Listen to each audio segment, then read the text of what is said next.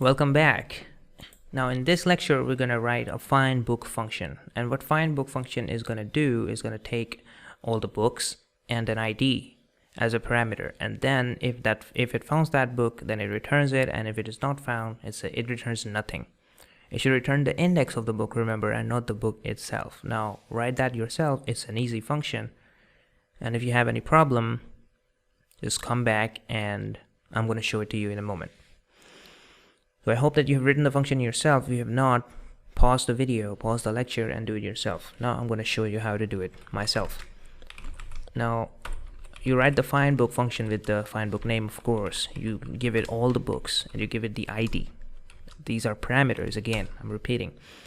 Now books is of course an array, as you can see right here, that this was an array where we were storing all the books, and in here we will just pass in that,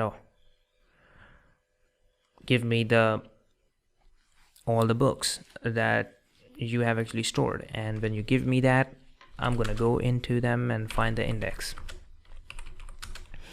Now there is this something called enumerate, and this is important when you're using the index.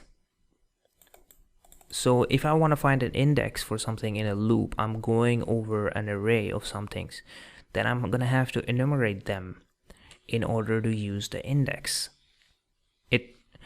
It is very important that you do that, otherwise you won't be able to get the index. Now, this is something that you have to follow. So what happens is that with the book, the simpler books array, you cannot access their index unless you use the enumerate method. You enumerate all the books and then you do it.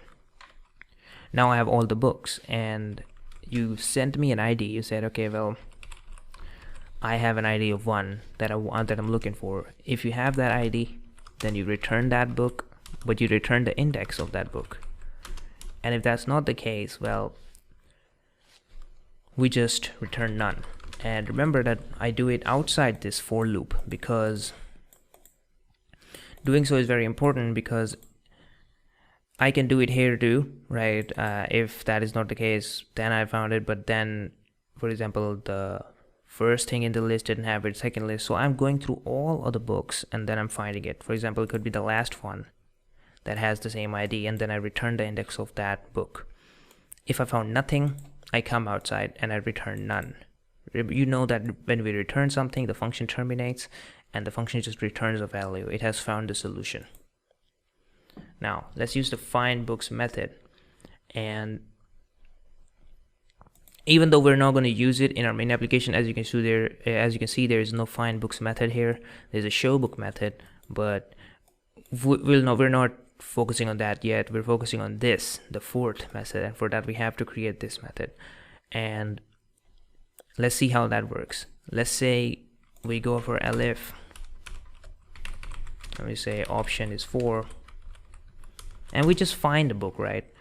So my functions dot find book, and we just pass in the books and the ID, and let's say I find something like 1 2, because that exists, and I print it. Let's see what happens there.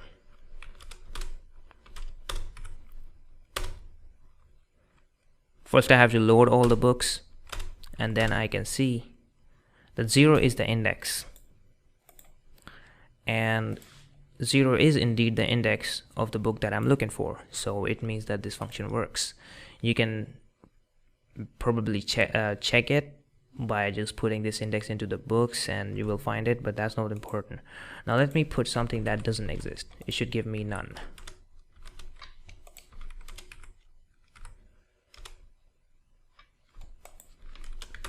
I have to recompile it, and if I load all the books on the disk and then I do 4, it gives me none. So that was all for find book function. In the next lecture we're going to make an issue book function, which is, of course, it just depends on this function. So I'll see you in the next one.